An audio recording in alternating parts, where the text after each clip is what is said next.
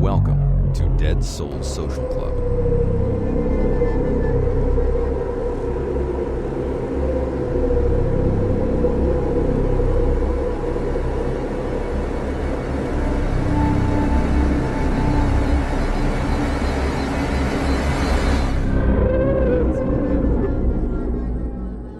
If you enjoy our show and you find our research interesting, please leave us a 5-star review on your chosen podcast platform. Something that small really does go a long way in helping us out. You can find more about us and the research that we do by heading over to Instagram and searching our name. As always, thank you so much for joining us tonight.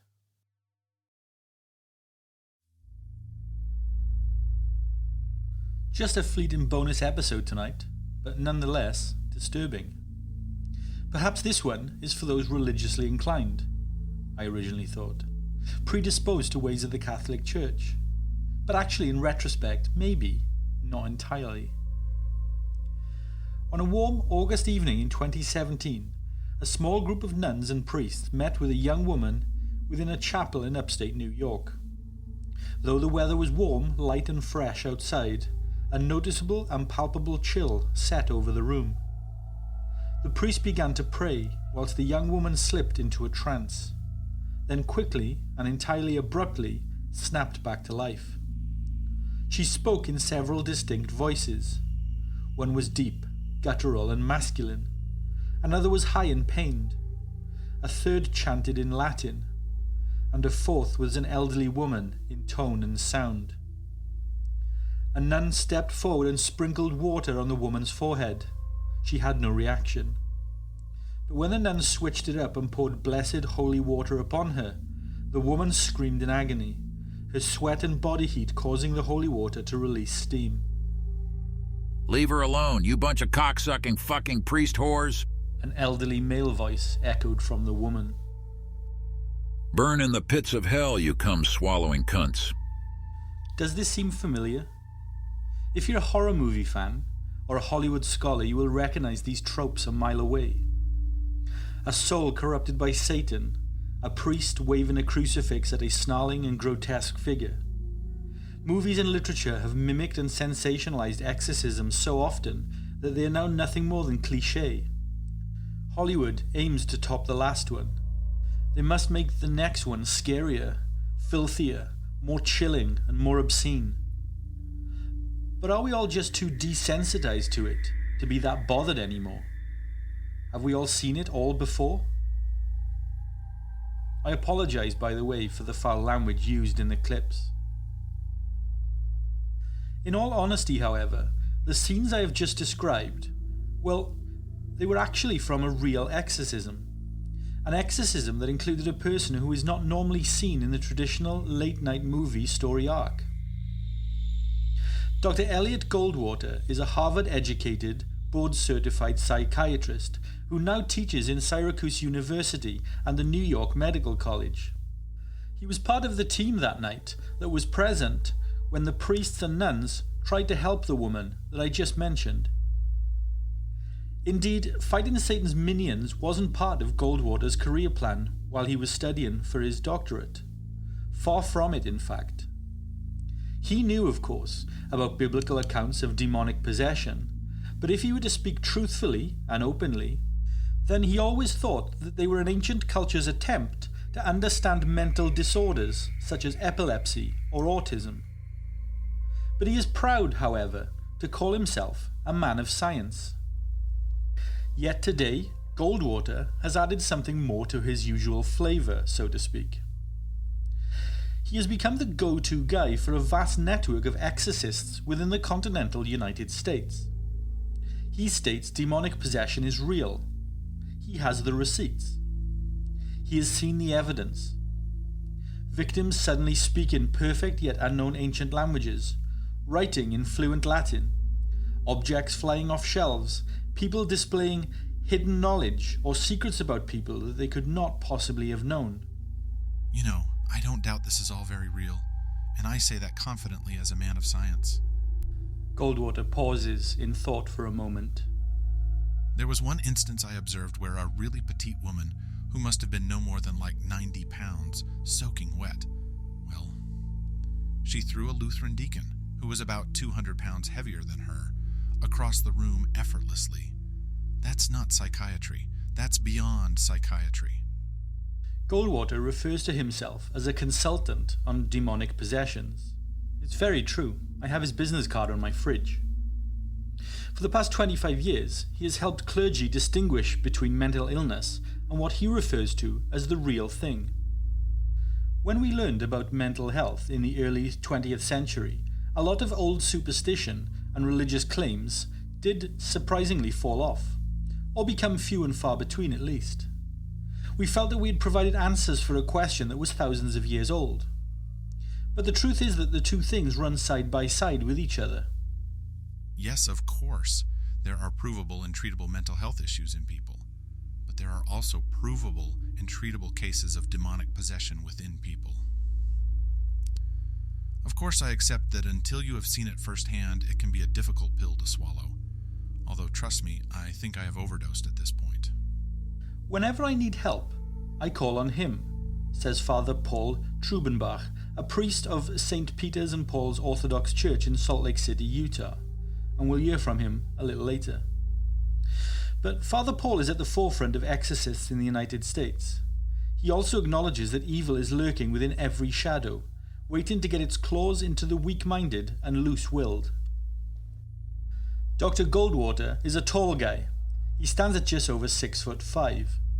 He used this to his advantage in his college basketball days. He coyly admits he was pretty good at it back then. He's tall and he's thin, dressed all in black, with tight black jeans, a black shirt, and with the top two buttons undone and a black suit jacket. There's an undeniable aura of cool about him when I speak to him via Skype from his home in Long Island. My daughter would definitely disagree, but thank you. When Dr. Goldwater talks about demonic possession, it sounds as if he's describing growing bacteria in a petri dish. His tone is dry, clinical, and matter-of-fact. It's heavily laden with science and technical isms. Possession, he says, is definitely rare, but definitely real. I think I actually spend more time trying to convince people that they're not possessed than any amount of time to the opposite. Indeed, this quote matches up with something that he wrote of similar ilk for The Guardian. Some critics, though, say Goldwater has become possessed by his own delusions, that he's been struck by the same snake oil that drowned the Warrens. Naysayers claim that he should be embarrassed because he's witnessed cheap parlor tricks and believed them, had the wool pulled over his eyes by the very people who might need therapy from someone just like him, but certainly not an exorcism. The same non-believers often cite the fact that there's no empirical evidence that proves possession is even real. Well, unproven and astonishing claims are what we specialize in here at Dead Souls, so we are more than happy to give Dr. Goldwater the time of day. And we aren't being biased or unscientific. We have seen the man's credentials, work and qualifications, and trust us, they are extensive and official. But that aside, one of the biggest mysteries about Goldwater's work isn't what he's experienced or seen with his own eyes. It's how he's grown. How does a man of science get pulled into the world of demonic possession? Well, there's a short answer to that, and it's a real doozy. And it's basically that time I met a demonic minion of Satan himself. Oh. Okay. But to quote Goldwater further, she was a middle-aged woman, and she wore flowing dark clothes and thick black eye makeup. She was entirely charming and engaging. She was so engrossing to speak to, she captivated your attention. But she was also part of a satanic cult. Within the cult, she referred to herself as the head minion of Satan, but I would just call her Susie. She looked like a Susie to me. She smirked when I called her that. I think she liked it. The woman had approached her local priest and was completely convinced that she was being attacked by an unfriendly demon. The priest completed his relevant checks and referred her to an exorcist. It was the exorcist who reached out to me for a mental health and scientific evaluation. So I guess my first question would be, why would a devil worshipper want to be free of the devil? Why would a demon possess one of their own, so to speak? She was definitely conflicted. There was a part of her that wanted to be relieved of the possession for sure. Maybe she got in too deep. And perhaps demons and those close to Satan don't really give a crap about your allegiances. Susie ended up removing all doubt from within Goldwater. It was one of the first cases that he took, and it changed him forever. The doctor helped assemble an exorcism consultant team that met with Susie in the chapel in upstate New York. Objects would fly off shelves around her. Honestly, you should have seen it. She somehow knew personal details about my life, my past, my family. How my mother had died of ovarian cancer. The fact that 2 cats in my house went berserk fighting each other the night before one of her sessions. How I had burned my daughter's toast several weeks before, and the petty argument it caused between me and my wife. She even became aware of details about a pet dog I had when I was 14. Susie, it is alleged, even found a way to reach him, even when she wasn't with him, Goldwater says. I was talking on the phone with her priest one night. Both me and the priest suddenly heard one of the demonic voices that regularly came from Susie during her trances. It spoke in Latin, we think. Now bear in mind at this moment she was nowhere near a phone and thousands of miles away. Dr. Goldwater says that he was never afraid, however. He insists that he's on the side of science more than anything else. He's not religious in any way, shape or form, and he's definitely not one for superstition or folklore, he states. Dr. Goldwater says that he's a stickler for the scientific method, that it teaches people to follow the facts wherever they may lead, and that's important to him. Growing up in a large family on Long Island, he didn't ever much think about stories of possession, but when he kept seeing cases like Susie's as a professional, he says his views were forced to evolve. His younger brother Stuart says Dr. Goldwater was an academic prodigy with a photographic memory. He always wanted to use his talents to help people. We had a sensational childhood, Stu Goldwater says in an email I received from him. My mother and father were always helping our neighbours and taking part in the community. They were always so supportive of us, their children, no matter what we wanted to do. The Goldwater's mother was a kindergarten teacher, and their father was a local counsellor. Dr. Goldwater's own way of helping the community, much like his parents, is by helping the mentally ill, as well as the demonically possessed. Those may seem at polar opposites, but they aren't that different, he says. The Rite of Exorcism was first published in 1614 by Pope Paul V to quell a trend of lay people and priests hastily performing makeshift exorcisms on people whom they presumed were possessed by evil forces. These included at the time bubonic plague victims. A line in the Rite of Exorcism states that the exorcist should be careful to distinguish between demon possession and melancholy, which was a catch-all for mental illness and suffering back then. The church knew even in those days that there were mental problems. It said the exorcist should not have anything to do with medicine. Leave that to the doctors. And that was 500 years ago. Well, there's actually a more recent and well-known case of what some perceive as demonic possession, yet others perceive as untreated mental health issues. It's a case that has divided people for over 40 years. It's a case so chilling and controversial that the events were born into a Hollywood movie titled The Exorcism of Emily Rose. Now, I have not seen the movie, but I would be keen to know how accurate it is to real events from those of you who have. Please, reach out. The true story that inspired the movie, however, is the real-life case of the exorcism of Annalise Michel. Believe it or not, the events actually ended up in court, but we'll get to that. Annalise Michel was born in the town of Klingenberg in Bavaria, Germany in 1952. She was raised in a strict Catholic family and was described by family and friends as very intelligent, friendly and likable. In September 1968, Annalise would have been around 16 years old. She began to experience sporadic incidents of losing consciousness. The same night that these episodes started to happen, she stated that she felt as if something was pressing down on her chest, pinning her to the bed, and that she wasn't alone in her room, though no one visible was there. Around 11 months later, in August of 1969, another similar event occurred. Due to this happening more than once, her mother took Annelies to their family doctor, Dr. Vogt, and also a neurologist by the name of Dr. Luthi. Both men examined her and took several tests, including an EEG or brain scan, but found nothing abnormal. The two doctors hypothesized that a form of seizure was the likely explanation. Over the next 3 years, Annelies would have 2 more similar episodes and would be prescribed 2 medications to help curb the incidents: an anticonvulsant medication and also an anti-seizure medication called Dilantin.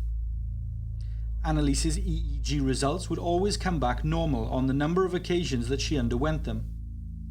There was seemingly nothing that could definitively explain her symptoms or episodes. In the spring of 1973, things took a turn for the worst. Sort of. Annelies began to hear knocking sounds within her bedroom, sounds that her sisters could also hear.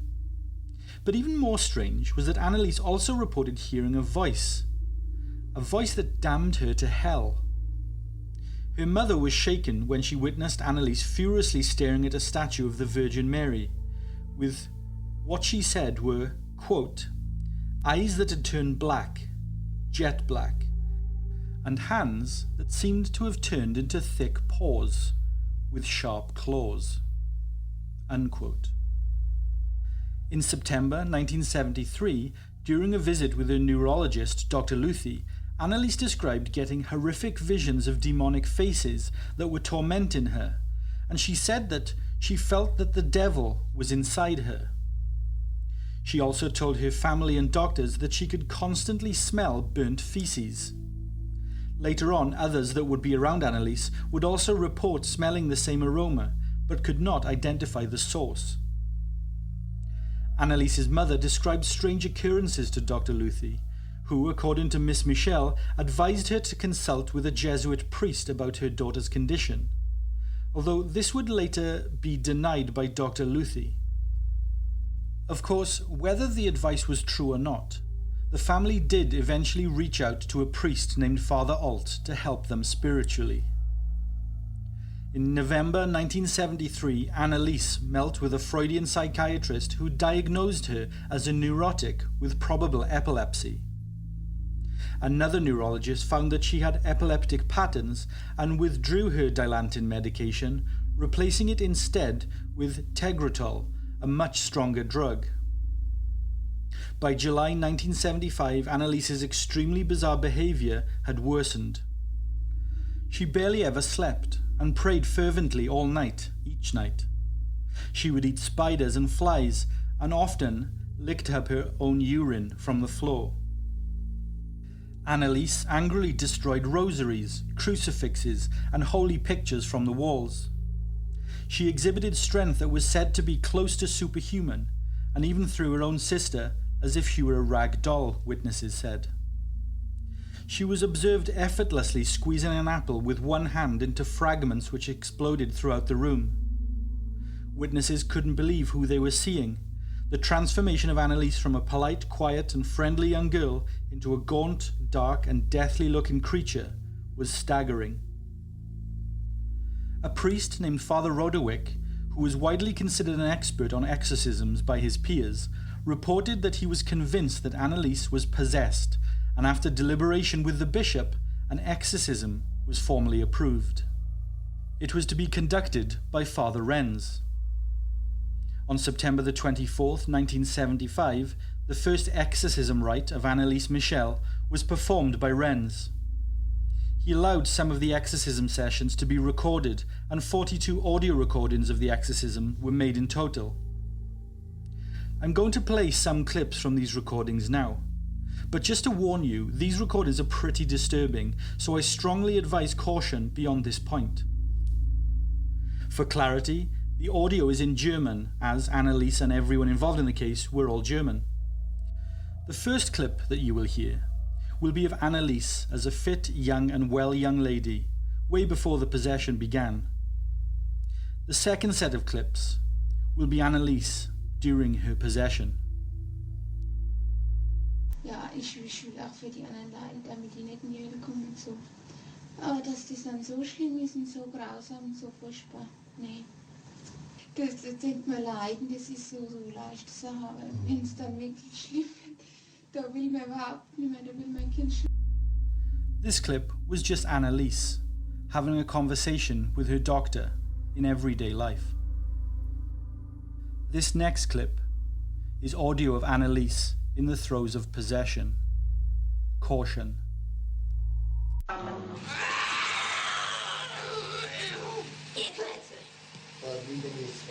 Nein, mir Klötze. Und er war mir Klötze. Oh, und ja, er will auch nicht. Oh, ich geh auch nicht. Oh. Sind wir schon 3? Wie. Was ist so eine Scheiße?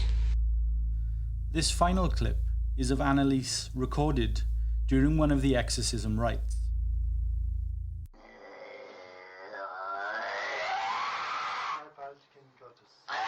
Ich hab ein Maul erschlagen.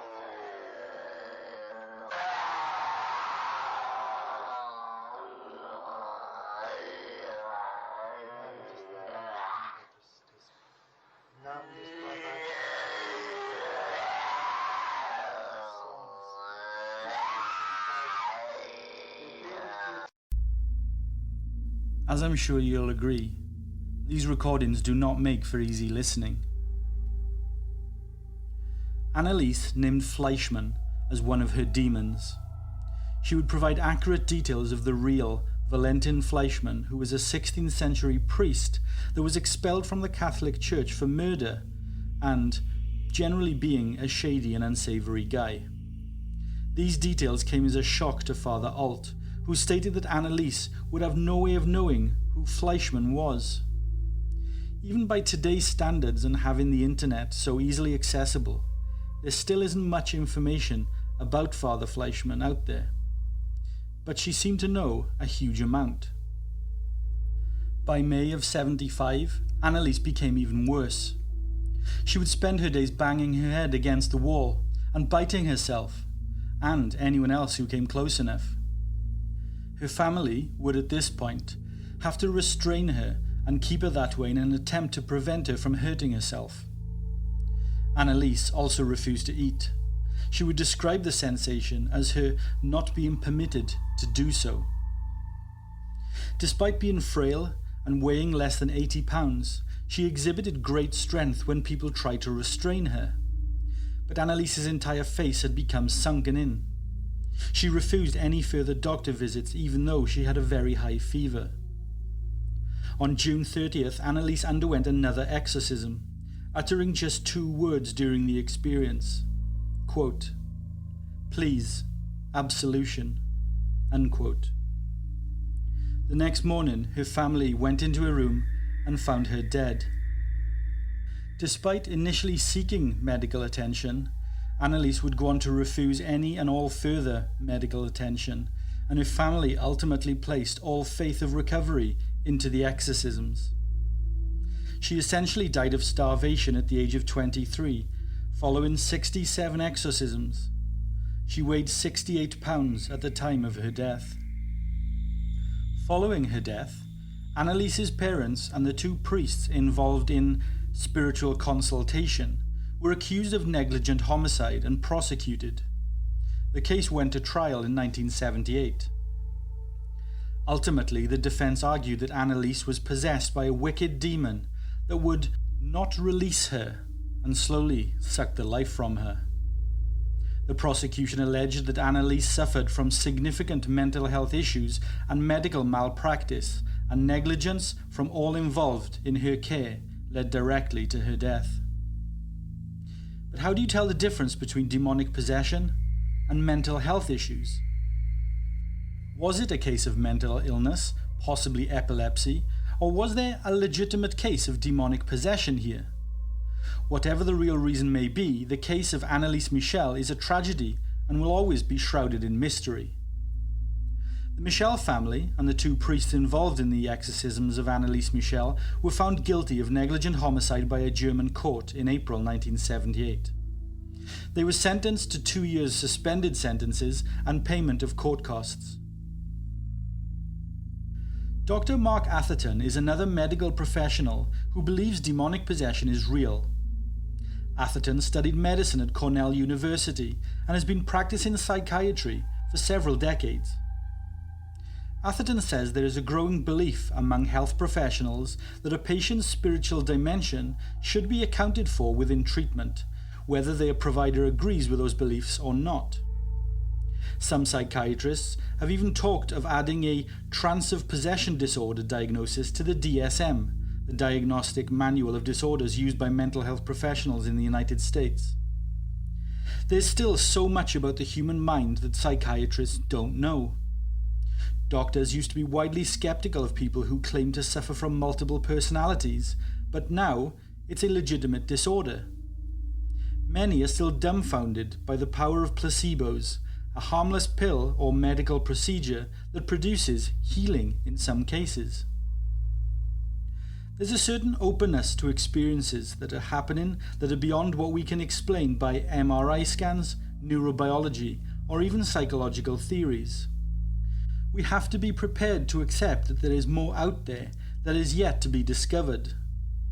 We have to be accepting of growing our knowledge and understanding.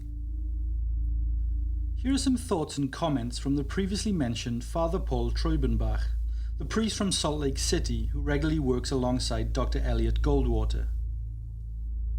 The Orthodox Christian has to be constantly aware that the invisible world is always active. We're extremely cautious with everything, including ourselves. We recognize that any thought or impulse we have may be from God, but it also may just be psychological from us, or it may be from the demons.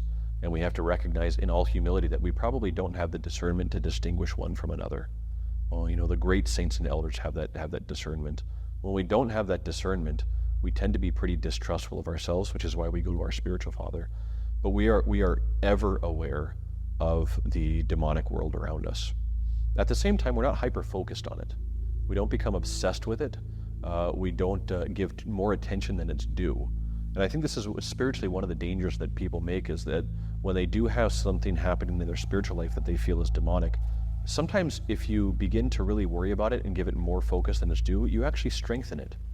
For instance, people are sometimes surprised when they have what do their logis mean? What are these random thoughts that comes up that's particularly kind of crazy? I'm driving down the road and out of the blue I have a thought with my kids in the back of the car to jerk the wheel and careen my car off the road and kill us all. And it's a fleeting thought, it's in and out. And I go, I've never had a thought like that before. What just happened? Well, if I give it hyper focus, I'm going to sit there and I'm going to strengthen it. I'm going to start worrying about it. I'm going to start giving it a power that it doesn't otherwise have. But if in those moments we can learn to say, I'm going to put my thoughts right back on Christ and just say, Lord, I know that thought was crazy. That didn't come from me. Clearly didn't come from you. Banish those thoughts from me and then go right back to your prayer life and your world of peace. You're going to be better off. I teach people all the time. I tell them one of the greatest spiritual tools I can give them is called the holy shrug. And the holy shrug is to take something that has happened and just say, yeah, okay, and go back to normal life. There's plenty of food for thought in tonight's brief episode, no matter what your faith or scientific belief. And I will clarify that personally, I'm not covering this subject from a place of religious belief. In fact, I have none.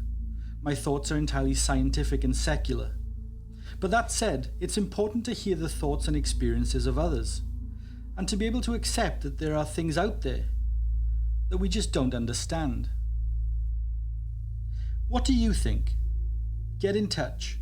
As always, I'm eager to hear your thoughts on tonight's episode. Thank you for taking the time to listen to our show tonight. Be sure to leave us a 5-star review on your chosen podcast platform and subscribe to our show so that you never miss an episode. Our shows aren't sponsored by any company or corporation, so any support you can give us goes a long way in supporting the work that we do. From all of us here at Dead Souls, sleep tight.